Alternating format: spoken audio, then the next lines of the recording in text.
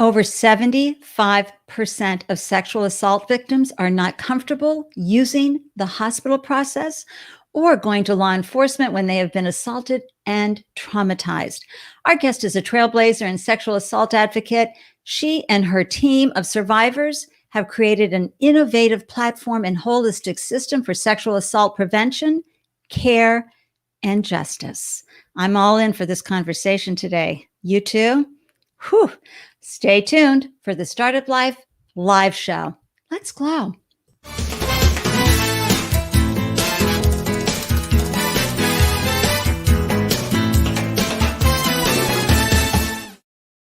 Hello, everyone, and welcome to the Startup Life live show. I'm your host, Ande Lyons, 4 times founder and startup champion to founders around the world. And after raising 4 businesses of my own, I now share diverse founder startup stories to help newly minted business owners find the solutions and inspiration they need to succeed. I'm so grateful that you carved out time to tune in and up your founder game. We always need to be learning, right? And for coming in and cheering on another founder, because we need to be supporting each other. It takes a village to raise a business, and hearing other founders' stories and finding out their solutions, etc., really help us improve our game and feel less isolated, because really, your friends, your family do not know what you're going through as a founder, but another founder, oh yeah. So when you hear these stories from other founders, you're like, yes, I'm not alone with this. So again, thank you for tuning in. If you're joining us live today, please share Yoo-hoo in the comments so I know you're there and we can wave and celebrate you. And if you're watching the replay, please share #replay in the comment thread so I can come by and leave a comment and celebrate you there in the replay. If you like the founder stories and gems you're hearing today, please share this video with your community or on your feed for others to learn from. And thank you for sharing your love on this video, wherever you're watching. And if you're tuning in from YouTube, please share your subscribe love and click on that bell icon for alerts. Thank you so much.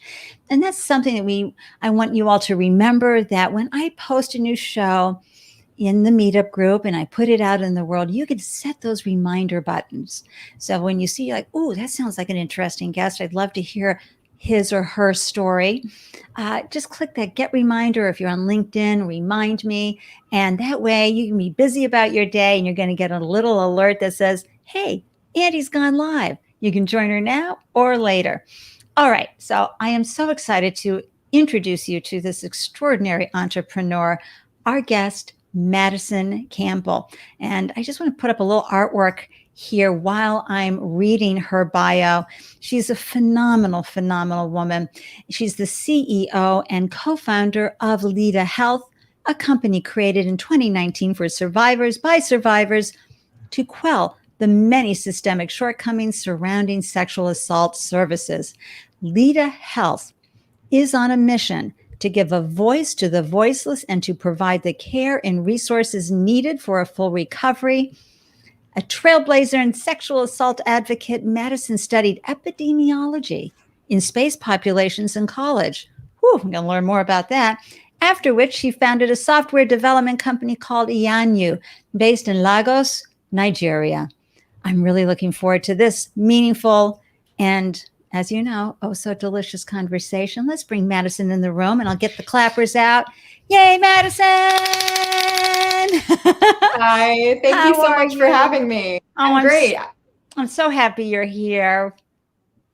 I'm so happy you invited me, and I'm so happy to be here sharing, the trials and tribulations, because like you said, I think founders feel really alone. We feel like we're the only ones going through something, and it is something that is universal. We all go through very, very similar instances. That's right. So I call the startup life a roller coaster ride. And everybody knows that one minute you're popping the champagne, the next minute you're crying into it. So if you're thinking of that roller coaster ride, where do you think you are in that roller coaster ride? Are you, cresting and going, yes, or are you, down in the gully? Are you halfway up? What would you say is your barometer check for the roller coaster ride? I think up and down because of the nature of like what we do, but more up than it is down. And I remember there's something that I keep remembering over and over again, even in those down moments. So when I first started the company, I tried to apply for Y Combinator, right? And we got an interview for Y Combinator. We ended up getting rejected for Y Combinator. And I was so upset. I was so upset. I was crying. And, I was actually in the shower praying that I was praying, please, let me in. If you let me in, I'll do so good for the world. I'll do all this stuff. And we weren't let in. And myself and my co-founder went to Denny's afterwards because nothing was open. It was late at night when we found out the news. And he said something very powerful to me, which is, it only goes up from here. And so even in those moments where you're crying and everything is horrible and you feel like everything could go worse, it can only go up. And right. He was right. It went up. It went up. That is wonderful advice, folks. Please take that in because it's true. It's not just this will pass. It's also this moment where you can say, okay, tomorrow, right? Tomorrow I'm going to wake up and I'll be fresh. I'm in the grieving stage, didn't get into Y Combinator or this other opportunity that fell out of bed. Because, 1 minute you can be celebrating, you nailed that client, you raised that money, you figured out a really incredible solution to a problem. And then the next minute it's something else. So that's why I was like, it's this big roller coaster ride. Yeah. So thank you so much for sharing the real stories. And folks, that's what you will always hear on the Startup Life Live show are the real stories from diverse founders. So you're not only getting some great role modeling here and representation, you're also hearing the stories from someone who was in the trenches. And that is so important. While you're here, and if you're tuning in live, we love to amplify your work in the world. So for those of you who may be lurking or thinking about, throwing in a yoo-hoo in the comments section, please put the name of your business, the one-liner, so we know what it is about. So, and then the URL, and I'll bring it right up here on the screen. And Madison and I will be like, woo, woo, you rock. Because that's all part of this community of cheering each other on. We must do this. So I want to say hello to Prepare for VC. Clearly, we know from their name what they're up to. They prepare you for venture capital. They're a tremendous local group here in Boston who we love and adore in our startup community, but they serve the world with their programs. Please go check them out. And Alyssa, you're so amazing. Alyssa lives in Southern California. She has an incredible business called Arcvita, really serving folks who want to be happy at what they do, where they work. And that job search is really, really hard. And Alyssa says, you've already survived all of your bad days. That's right. The founder journey shows how prepared you are for life and how you can be tenacious. Right, Madison? I completely agree. Gosh. So Madison, where are you hailing from today? So I'm actually in Summerlin, Nevada, which is outside of Las Vegas, having just moved here about 2 months ago. And I love it. I love it. I am a desert animal. I like the desert. Just came from California where I also loved it. But, it's really wacky and cool out here and I love it. Hooray. I love that for you. Folks, if you're tuning in, you want to share where you're hailing from, we'll cheer you on for that as well. Yay. And Alyssa has a lovely comment here. My heart goes out to you, Madison. Being rejected by accelerators says more about them than you. I love that, Alyssa. Thank you. That. Exactly. Folks, it's hard not to take things personally. That's where you have to grieve these losses as a founder. Just don't try to brush them off, really be with it, and then you can move on and find folks to help you do that. So, Madison, you are doing such a remarkable work. But before we go into Leda Health and everything that you're doing to help the whole sexual assault process, let's talk about what called you to be an entrepreneur. Is this something that you were shown growing up? Do you come from a family of entrepreneurs? What happened that you said, you know what, I want to put out a shingle and launch, in your case, a tech company, not even in the country of origin for you? Please share with everyone what compelled you to become an entrepreneur. I think my parents definitely helped me think about the world in a way that it wasn't just there was one option for a job, like a doctor or a lawyer or XYZ, right? They gave me a lot of different options. And I think with that being said, what I wanted to find, I wanted to wake up every single day and love what I was doing and feel like I was doing something for the betterment of someone else. And I think that's a very personal thing for me in my personal life. I tend to have this problem with like trying to fix everyone's problems, even when they're not asking for help fixing their own. And so, well, like, can we other people raise their hands? You know that feeling. Yeah. And so, and I'm working on it. I'm working on that. But part of what I was trying to do originally when I got out of college with Iyanu was, I realized that Nigeria was this place with an amazing sense of talent with very bad infrastructure, right? Wi-Fi is often bad, electricity can be very bad, traffic can be really bad. So there are a lot of infrastructure problems, but the most talented people in the world, just are existing there, and the unemployment is incredibly high. Yeah. And so, I had always studied population-based health from an epidemiology perspective. And, always looking at Western Africa was super, super interesting to me, but trying to figure out how do I blend tech, which is something I was super interested in, as well as what I really wanted to do, which was try to elevate a population and specifically focus on Western Africa. And,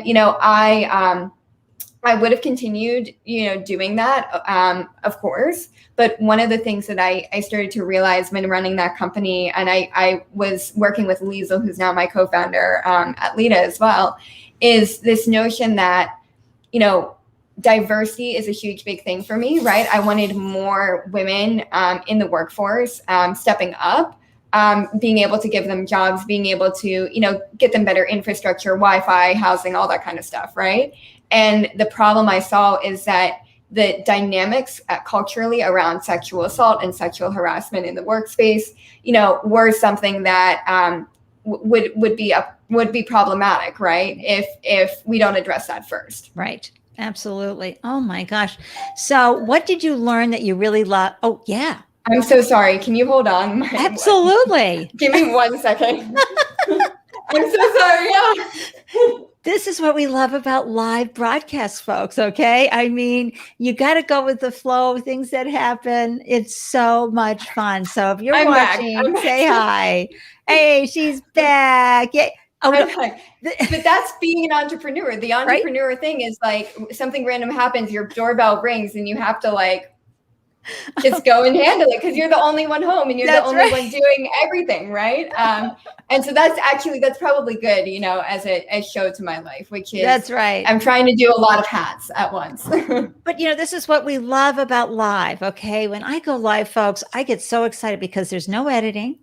It's real. Whatever goes down, you got to flow with it. I mean, come on, after 4 businesses, I'm prepared for live because that's, there's no dry run in founding a business, right? You're going to learn things along. And that's right, Alyssa. It's live, y'all. Yeah, it's live. If the mailman comes, if a thing comes, you handle that. And there's been so many times where I've been on calls with investors, literally cooking myself lunch while also pitching. And those are the things that you do as a founder, which I think is very unique. And it should be talked about more, is that we don't have to be these perfect people that are like, I'm only in work and there will never be any distractions. If I'm a mother, for instance, and I have kids, like what if a kid runs in and I need to take care of them? That is also okay.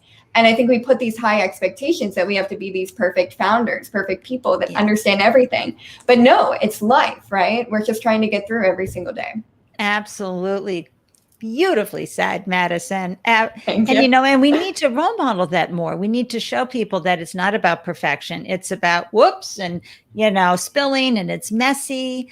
And somehow you kind of get through all the messiness and things happen, and that you go, okay, all right. I got that figured out. And then it'll get messy again. You'll clean up that mess and it's okay. And that's what you have to love about the founder life and the startup life, is that you are called to be prepared for the non-structured day, the non-typical day. Yes, you're going to set up systems and procedures to make your life easier and your business so that you can bring people on board and they know how to do these things. But at the same time, you got to be ready to go with the flow. Hey, just go with the flow. Thank you, Steve. Love the behind scenes look here and great perspective on being yourself as a founder. You know, Madison, I don't know if this rings true for you, but I see so many, social media. Thank God I didn't have social media 20 years ago when I was raising 8 million for a .com, right?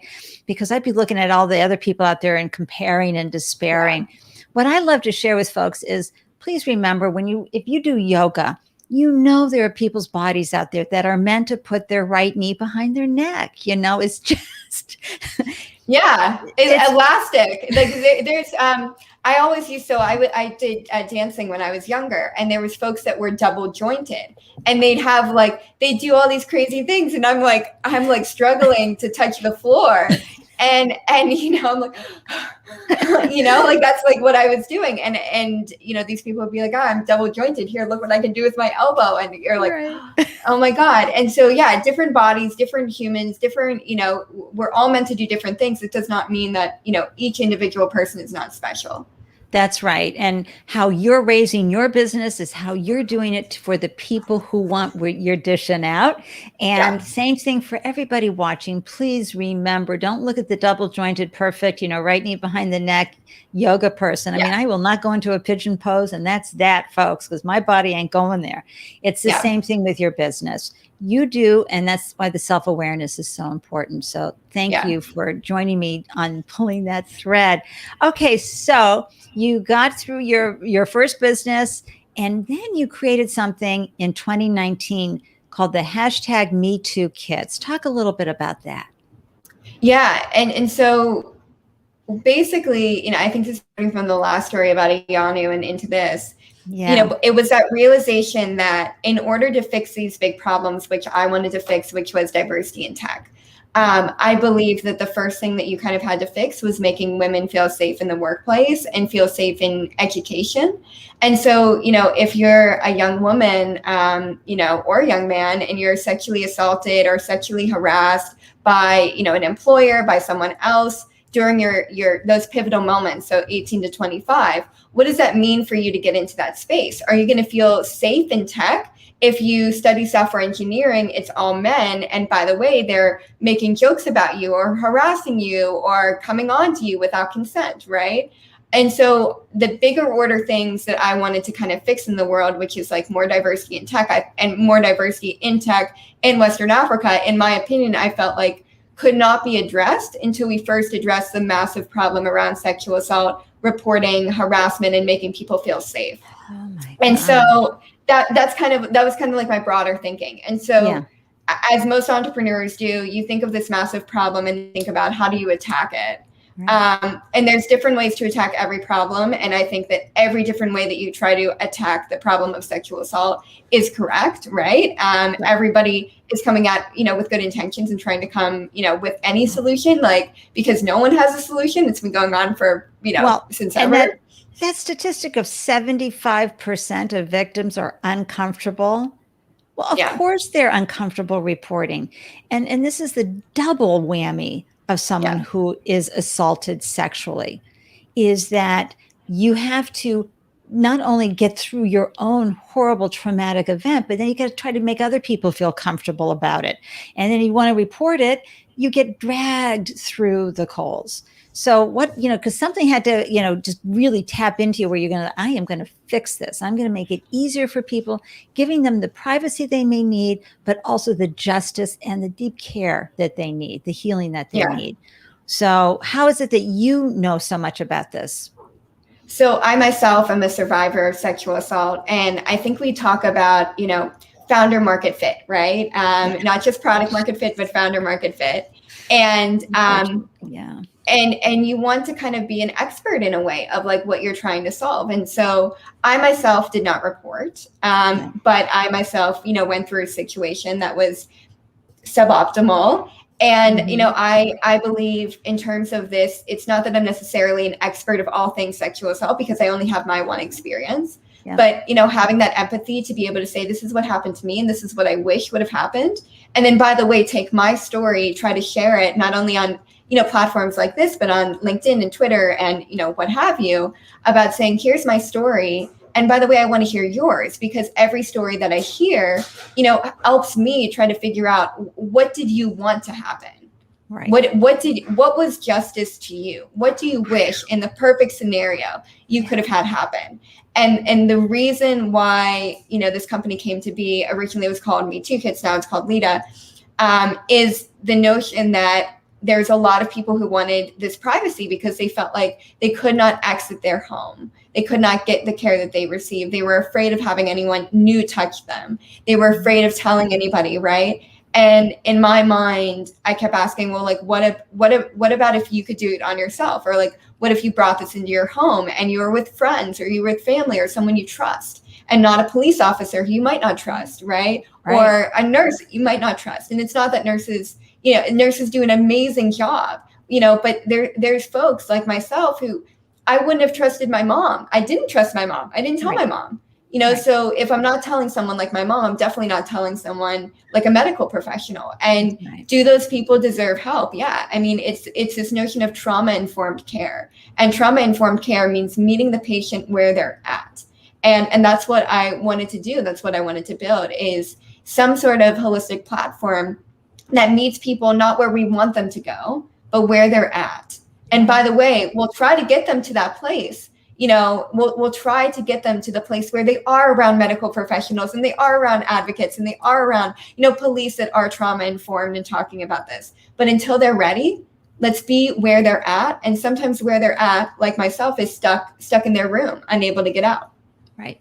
Oh my gosh. And first of all, my heart for you to have gone through that. And, but, at the same time, the courage and the tenacity that you have, being the goddess that you are, the fierce advocate that you are, that you took this situation and you said, you know what, I know how to drill down into numbers, right? I know how to figure things out. I'm going to get the data I need. I'm going to ask those tough questions. What would have been an ideal situation, even after you've been sexually traumatized, folks, and a victim of assault, sexual assault, you can maybe fantasize how you would have liked it to go down, right? But you don't know until, it actually, a healing moment can happen on the other side of that. But it's so valuable to at least ask, what would that have looked like? Because what are some of the comments that people have and feedback people have given to you from that question? What would you have liked to have had happen? Especially for those who, we certainly we're so sexualized in the workplace, and we can have things happen, a push a certain way, a touch a certain way by a predator vibe, who probably everybody loves and thinks is amazing. But now the truth about, there's that level to being just dragged, kicking and screaming, or, paralyzed into a true sexually traumatic assault, all those different levels. How, what did you learn from all of that? I think people wanted to get their power back, because, they felt like in those instances that their power was taken away by somebody who most of the time they knew, and they want that power back. And so I think a lot of the questions that I had for folks is, what would have helped you get that power back, right? And I think a lot of people said, I thought getting that power back was going through the traditional system, but I tried to do everything right and it didn't work for me. So, wanting to give options, wanting to be an adjunct resource for the system and be there, as something else, right? Like that they could have potentially done. And that doesn't mean that, by the way, we're the perfect solution. We're never going to be the perfect solution. All we can strive to be is some sort of solution that hopefully, can help, right? Just chisel away at the problem. I think that's what every advocate around this space is trying to do. That's right. And, healing, no matter what it is, but certainly when you've been violated in this way, it's going to be, I imagine, a lifelong process. Yeah. Madison, is that, and what have you learned when you've asked questions about that, from people who are at different stages What did you learn in gathering that data? And folks, gathering this data is so important. And this is where Madison has taken her smarty pants founder head, right? And her understanding of what to do, taking something this important and not easy to talk about, right? And yet still doing all the right things to prove her value proposition in that she wants to reach people and have an effect and help heal. Not everybody, but for those who want it in this particular way. And then she's done a phenomenal job finding that out. So how did you get those conversations started, Madison? I think the first thing that I did was just approach people in the space and approach my friends that I knew who had gone through this and just have a conversation. And I think like the most important thing here too was asking them if they're even ready to talk, and asking for consent of even to having the conversation about what happened to you. And are you willing to talk about, what would you wish, would have happened? And then I think what we also did was we conducted a lot of research around like the market in terms of just like research out there, whether it's from the Department of Justice or through Title IX reporting or like, different surveys that are on college campuses, or even using resources through RAIN, which is a big nonprofit for sexual assault that does an amazing job, wanting to be able to, use not only data that's out there, but also get stories. Because I think, the most powerful thing in bringing a company alive is the stories of its potential users. And like you said, healing is this long-term thing. And so I've talked to survivors that have been sexually assaulted at age 18 who are now only talking about it at age 60, right? Like, and and every sort of the spectrum, we've talked to, and it never ends.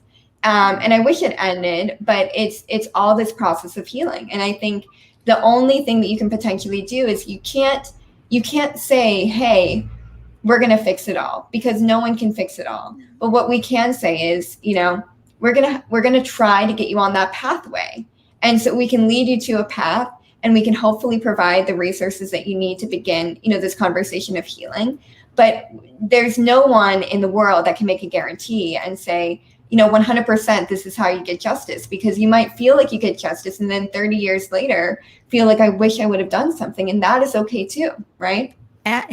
Folks, healing is there until you die. I'm sorry. I'd like to be the first one to say, oh, I did this one course and I fixed it.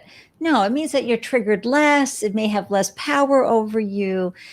These are such great conversations that you're having with folks. And can you say that again about the stories and the users? Please say that one more time. Yeah, just, I think in terms of the stories, like for us, like when we began hearing those stories, like one, I think the most important thing was getting consent from those individuals to talk about their, in-depth stories, which is the first thing. If you were running a company for cancer survivors or anything like that, first getting that consent to be like, I know this is a really tough topic, but are you willing to speak about it? And also realizing that there's going to be a lot of folks that don't want to speak about it yet. And that's okay, right? That's part of their healing. That's absolutely right. I guess what I just really love too about that, and I'm going to find it when I review this because I'll put it in a chapter. Oh yeah, sorry. It was so good. Because sometimes we talk and it just comes out of us. We're like, I don't know what I just said. I know, exactly. That's how I feel. But it was really beautiful because these stories are what bring your brand alive. And it's the user stories, folks. So even though we're talking about something really tough here, sexual assault, right? And the healing of it, it can still be whatever product you're putting out there. You are going to have your user stories, and those users are going to bring that to life. And so I just wanted to grab that kernel out of there. Hey, Hilda, so nice of you to show up. I owe you a response on Facebook Messenger. I promise I will do that. And Jennifer is going to be on the show next month. Jennifer, yes, God bless your bravery, Madison. I agree. It takes courage to even hold the space, even to ask the question, even if it's an anonymous Google form, to ask people and be able to be vulnerable enough so they feel safe enough with you. It's really, really beautiful. And I agree, Hilda, this is a great segment. This is so important for us to talk about because Madison is building certainly a purpose-driven business, right? It's really mission-driven. We're all clear about that, but she still has to put the traditional business aspects together for her business. How did you come to call it Leda Health? What is in that name? So Leda is actually a goddess, a Greek mythological goddess, who was the mother of Helena of Troy. I think a lot of people are familiar with that story in mythology. Yeah. And there's two ones. One, Leda herself is in Greek mythology is a sexual assault survivor by Zeus, but also is a mother first, right? Yeah. And so in these instances of trauma, you know, whether or not you have a good relationship with your parents or whatever, you're looking for this mother-like figure to be able to hold you and tell you it's okay, and tell you this is what you do, and I'm here for you, and I believe you. And I think so often than not, even though I have an absolutely amazing mother who I love, I did not feel comfortable immediately going to her, right? Right. And so in those moments, you know, you might not be able to tell your biological mother, you might not be able to tell your friends, but maybe you can tell Leda, and maybe Leda is here for you. So, and I think one of the most amazing things about, you know, I think Leda is a mother first before she's a survivor, right? And that's right. Her being a survivor is just part of her life story. It's part of her healing. It's part of, you know, who she was and everything she did. But at the end of the day, she was a mother to someone who, you know, Helena of Troy, who, you know, was this amazing warrior and beautiful and great and, you know, this magnificent human being. And so I think it also, fierce. And I think it also tells a story about how you're not defined by your trauma, right? You're not defined by your trauma. That's not the definition of, you know, Leda when you look up Leda. It's just something that happens, right? And so that's kind of, you know, the ethos of Leda. I have to say that is so powerful, because when you take on a name and you're very careful in your business in bringing in the name, you nailed it. This is why we have imaginations, folks. This type of healing is so important, to sit there in, you know, a meditation or a moment in your life and know that Leda is not only holding you and you can pour your heart out and you can feel safe and she can be there as a talisman or, you know, anyway, just something that your solstice stone, so to speak, to hold you through really tough times.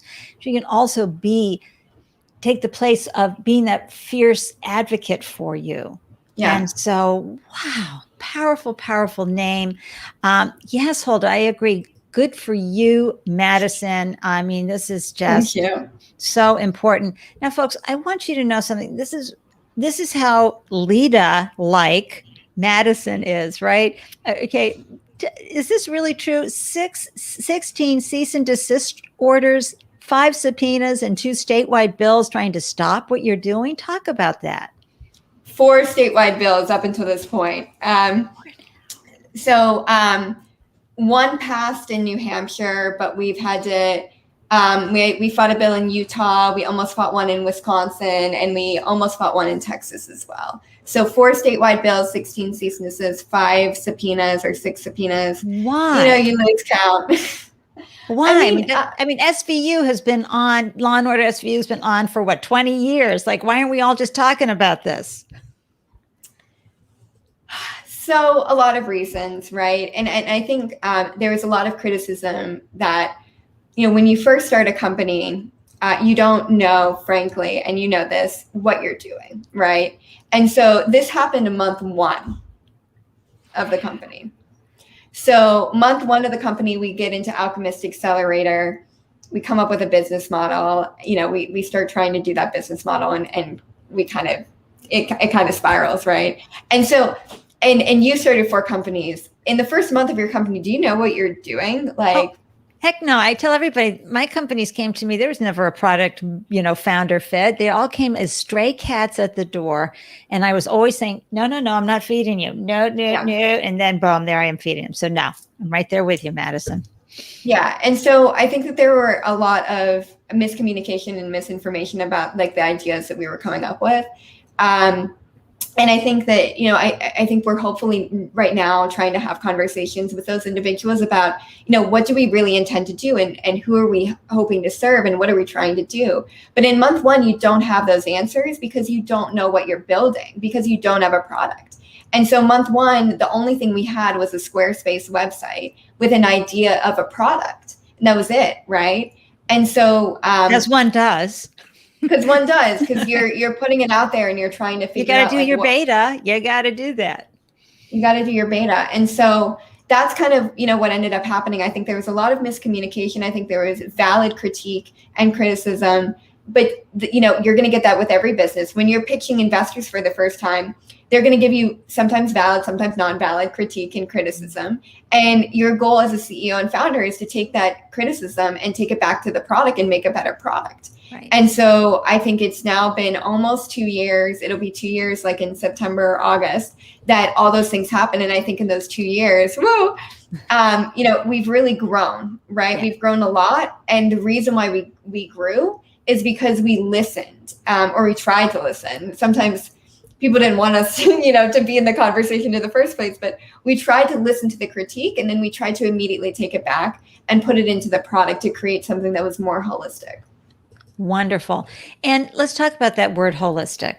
What does that mean regarding sexual assault kits and the healing process, the care and the justice of what you're doing at Leda Health? I think holistic means that healing does not stop and end with evidence collection. Healing is evidence collection. It could be one part of healing. Sometimes it could be no parts of healing. It depends on the individual. But the way that we look at being a holistic service is by basically saying, hey, we're going to be there in those first 24 hours. Or if you want to do evidence collection, great. Here's a way for you to do it. If you want to go to a hospital, great. Here's how to get to that hospital. But also following those individuals and saying, hey, is part of healing mental health. Okay, great. We have support groups. We'll eventually have one-on-one. Hey, is part of healing getting in with a community of survivors? Is part of healing talking to a lawyer? And that part of healing and justice is going to be different for each individual person. And so I think what we're trying to do is create those pathways. And basically it's like a buffet. And I like to think, I'm thinking a lot about buffets a lot because I'm now in Las Vegas where there is so many. But there's a buffet of choices, and each person, when you go to a buffet, is not going to get everything off the buffet because you might not like lobster, you might not like risotto, you might not like mac and cheese, but you're going to pick something that makes sense for you, and you're going to be able to say, this is what makes me happy, and this is how I want to do. This is how I want to move forward with my healing. Okay. And so I think that's kind of what we're trying to do: give folks as many options, as many chances to basically heal as possible by saying, hey, here's evidence collection, here's mental health, here's medical, here's, talking to a lawyer, here's a community, bring that all together and be holistic versus saying, here's one option, here's your plate, here's one option, you don't get to choose. And I'm sorry if you're allergic to shellfish, that's all we're serving. Right. Yeah.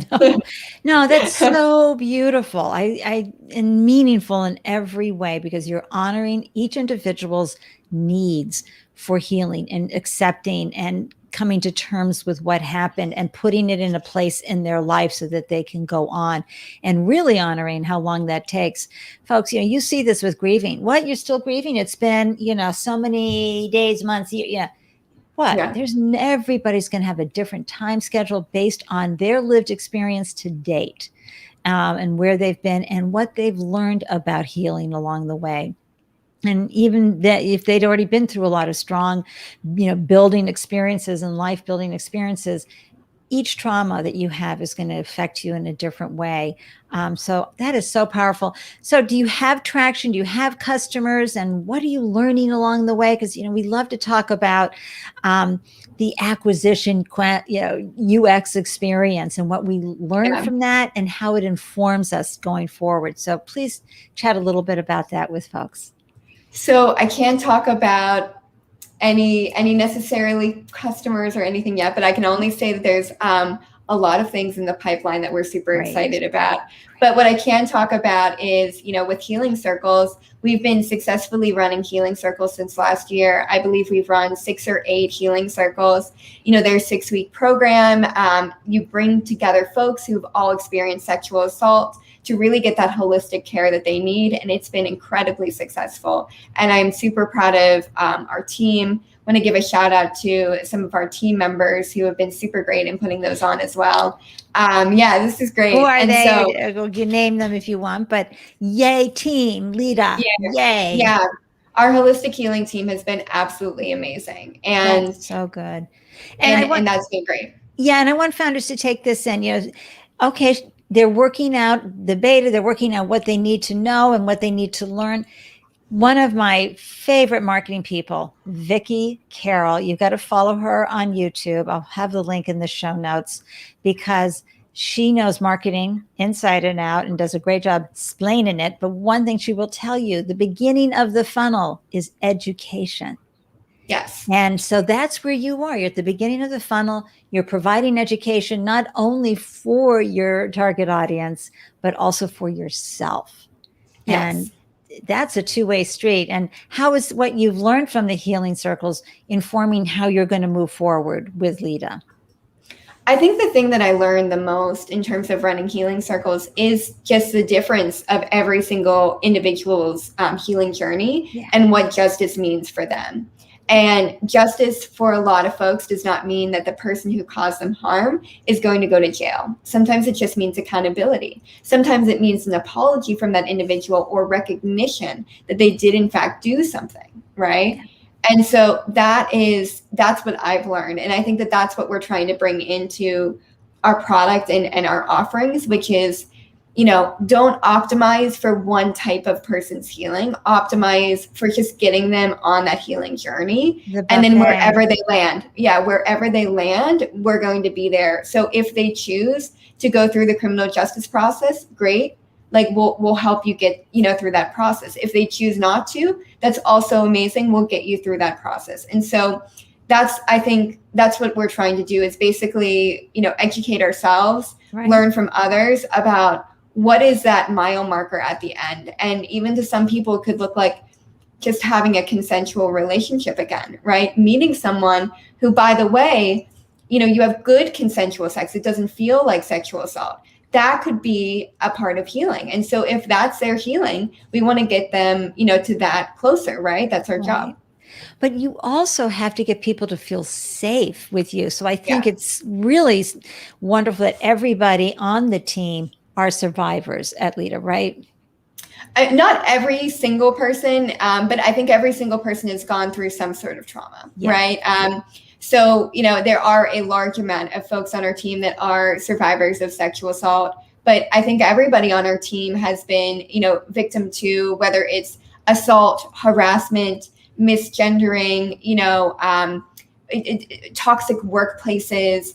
And so there is no trauma that is above any other trauma. I think we all come into this place where we have not always been, in the best places, right? And there's a trauma with every single person. And it's about taking that collective trauma and saying, hey, we're going to take it and we're going to try to do something about it and try to make a better environment for folks that might be going through that trauma. That's right. And using your empathy and your understanding and your lived experience, being able to tap into that, and then therefore being able to honor the other person and their journey.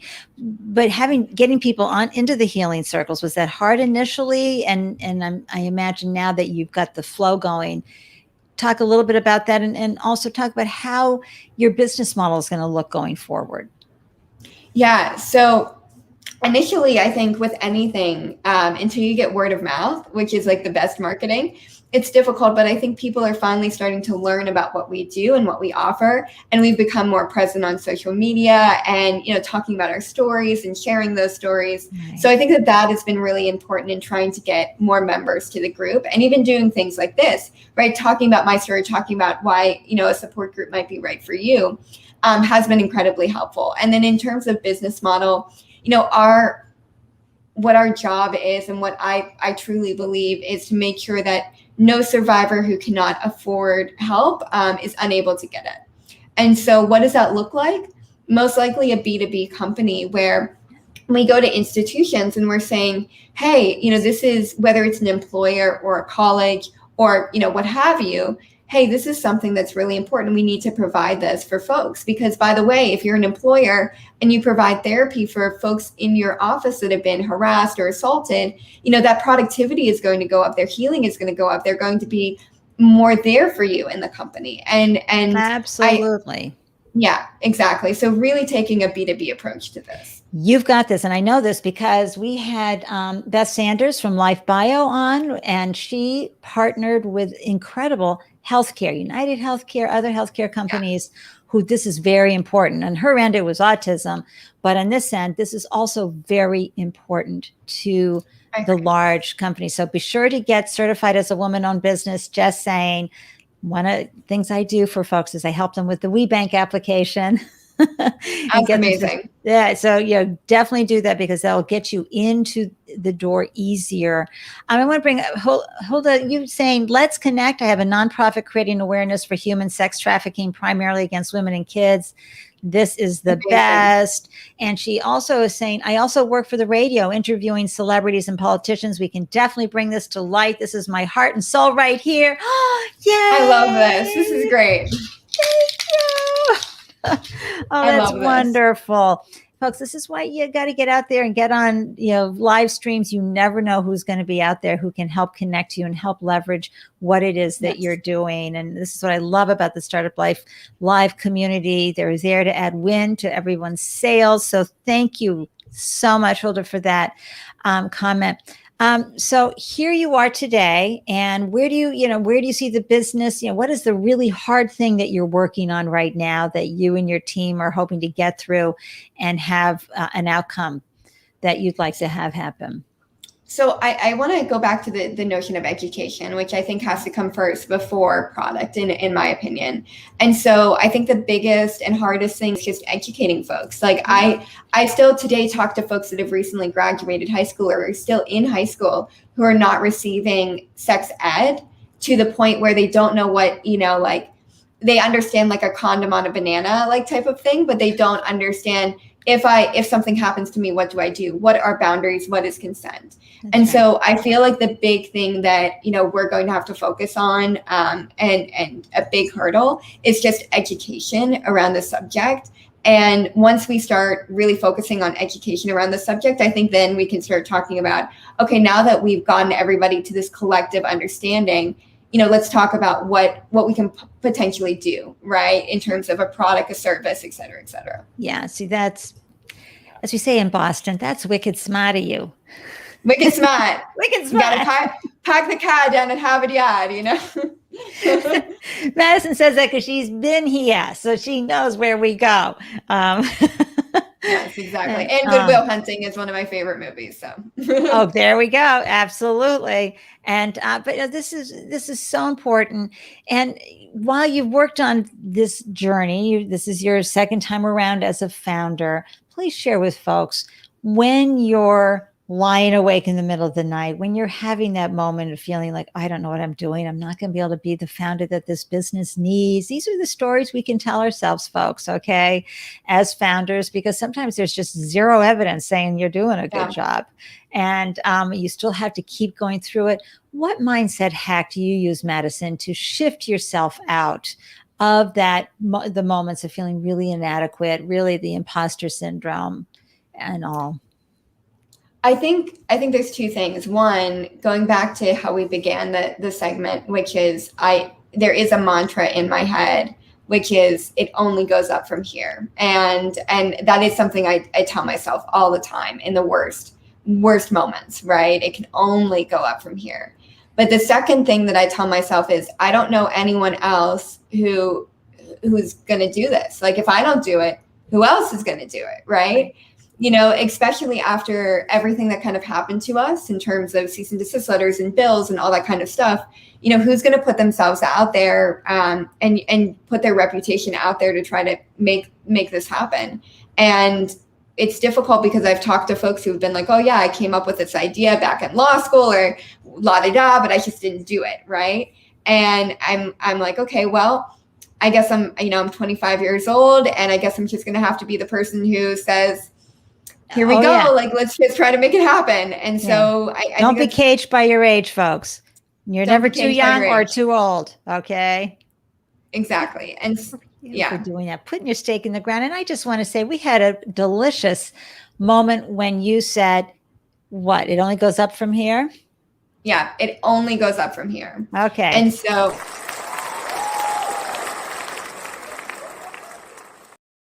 We're going to be stitching that on a pillow. It only goes up from here. I see that on your chairs and couches, everybody. It only goes up from here. That is a beautiful reminder.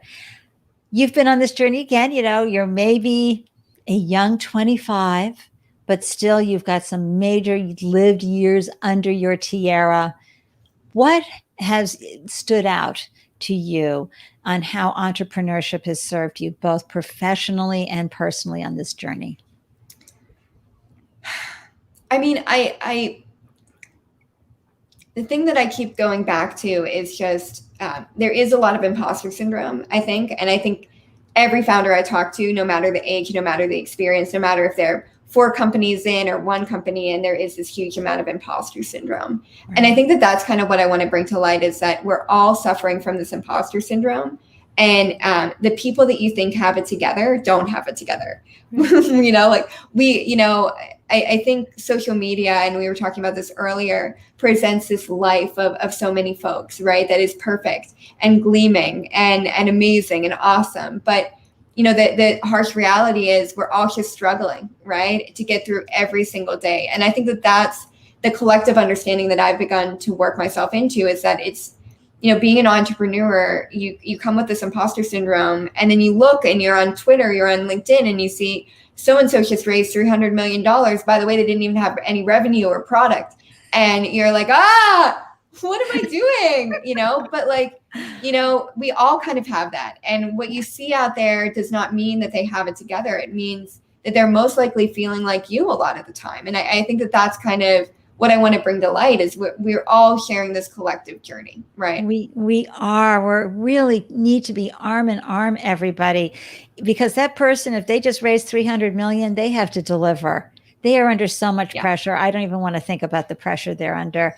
And there is a glorification. There's a glorification of what you've raised. And here at the Startup Live show, we focus on not your revenue, not what you've raised, but what are you doing to make your business profitable and sustainable? Are you giving yourself enough runway? Nothing is an overnight success. 10 years and an overnight success, yes. But right now, and I love the thoughtfulness that you're putting into Leda, that you're just taking it step by step, gathering the information, being thoughtful about how you're going to bring the products to life. And folks, if that means you have to get a side gig, got to go out and deliver for DoorDash, whatever you need to do to feed your family, keep the lights on and moving forward, please do that. There is nobody that says that you have to do this overnight. Yes, we saw everybody racing to come up with vaccines. That's fine. Everybody had, plenty of assets to make that happen. You are a founder. You have limited resources, and your time and energy are so important. So I love that, love that you brought that up. And folks, when you compare yourself to anybody, it steals joy from your life. And again, I don't know how we did this before, tuning into social media, you can always be feeling lacking. Not only that, it's the struggle of being seen, being heard, and feeling like, how did they make that happen? What am I doing wrong? It's not that you're doing something wrong. Social media is a fickle lover, everybody. And as my good friend Mia, who's tuning in right now, she's always saying, they've got a bajillion followers and they're broke. Okay. So, vanity metrics are nice, but the bottom line is being able to have an impact. Hey, Mia Voss, so great to see you. I love this woman to pieces. Madison, Mia has a phenomenal podcast. I highly recommend tuning into it. It's called Shit We Don't Talk About. And boy, I love that. She have amazing conversations, and she's a phenomenal host. And she has many other tiaras that she wears out in the world. But it's a great show to tune into. Any last thoughts you'd like to share with the community here today about what you're doing, and any thoughts before we wrap up? I think this goes out to founders and, individuals who have suffered some form of trauma, which is you're not alone. And I think that, I think that's something that folks need to hear, is you're not alone. So you're not alone on the startup journey. As you can tell, you have 2 amazing people here that, you could reach out to, and we would love to talk to you about, what's happening and try to help. And same with sexual assault, right? You're not alone. There's so many more stories out there than you know, and most likely folks that you know that are just holding it together and being really strong. And I think that's sometimes what we need to hear is you're just not alone in this, right? It can feel really, really lonely. I want to bring this up too. I'm going to bring up the healing circles again. And I want to talk to my sisters from my age group. You know how much we endured in the workplace, inappropriate behavior, predator behavior, what it was termed as masculinity. We see it in the age group that I'm from, the baby boomers. And we were, paving the way at that time for women in the workplace. And it was very messy and very hairy. And we'd been sexually harassed and marginalized and objectified our whole life. So we just thought that's how it's done. We've got to flirt. We've got to be this way. We've got to be that way. And it never felt good. So you may have some healing that needs to happen from your past. Please take advantage of these healing circles, because being raped in the bathroom, around the corner, after hours, it happened and nobody cared. All right. It was your fault because you wore a tight skirt that day, or you were putting it out, So for my sisters of all ages, but certainly those who are my age, you can do more healing on that and be more, I don't know, what would be the term that they can have, Madison, at this stage, even though it might have been 30 years ago when they entered the workforce. And I think I want to thank y'all for paving the path, because, by the way, our generation still is experiencing that, but it's not about our generation or your generation. It's about the next generation. Right. And how do we make the next generation realize that healing is okay if we don't heal ourselves?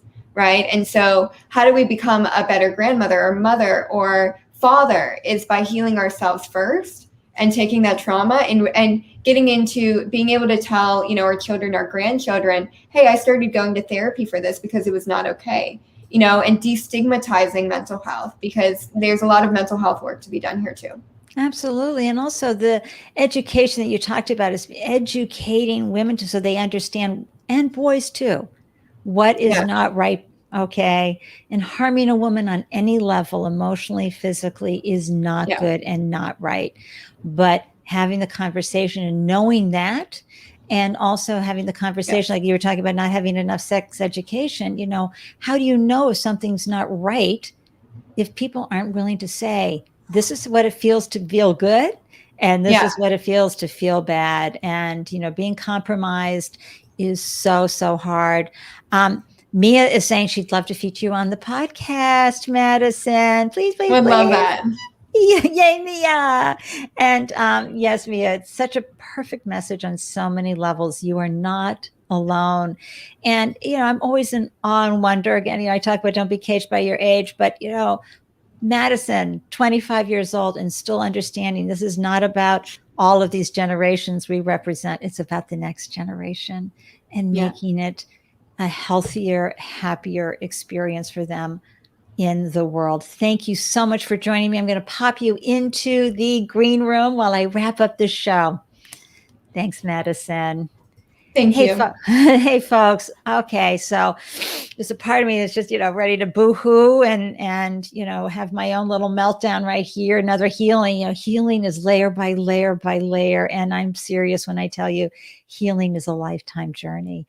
And it gets easier, and we know that, but you're still going to be triggered, especially if you have PTSD as I do, and you're living with anxiety.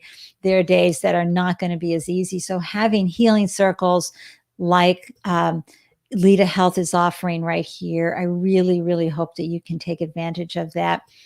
Thank you for tuning in to this incredible episode. I love hearing these diverse founders sharing their stories. And while they are in the trenches, there's no sitting in the armchair here and looking back 2020. We are talking always to founders who are going through a journey that is important for us to hear and understand their struggles, to cheer them on while we are cheering you on your founder journey. So I'm so proud of you for finding the resilience and the tenacity that you need to keep going. I hope you've heard something here today that has helped you, and be sure to share this with anybody you think who could be helped by this. And if you have a founder, if you're a founder you think would like to share their show, or there's a story that I could be bringing to the Startup Life Live community, please let me know. Shoot me an email, Andy@AndyLyons. Okay, I'll bring my banner up so you can see that. There we go. Let me tell you who's coming on next Tuesday. Okay, this is a gentleman who is a fave in the Boston startup community. So on Tuesday, June 8th at 12 p.m. EST, it's Jocelyn Manny. He is the founder and CEO of Litbell Consulting and Boston TweetUp. He is a brilliant marketing strategist, leveraging engineering principles to guarantee marketing results using his proven MMT method. He's been helping consumer brands increase their profits while also decreasing their costs by strategizing, building, and optimizing proven sale and marketing funnels. Oh my gosh, I'm going to have such a good time. You are going to love Jocelyn. He is so much fun. He got us all going. I think it's like 2009 when he started Boston TweetUp. And his calendar is where we all go before COVID to know where all the happening startup events are in Boston. We're going to have a great conversation. I hope you can join us. And how do you know whenever I post a new episode, a new show on the Startup Life Live show? You go here to the meetup group. So scan that QR code or go to Startup Life Live, bit.ly/Startup Life. Live is in all caps, and get on that group. So that way, you know, every time I post a new show. Anyway, thank you everyone so much for tuning in. Please remember, you're braver than you think. Let me just pull this up because I got to tell you, Winnie the Pooh had it right. Remember, you're braver than you believe, stronger than you seem. That's right. I'm cheering you on from here. Can't wait to see you the next time. Mwah. I'm so grateful you tuned in. Take care.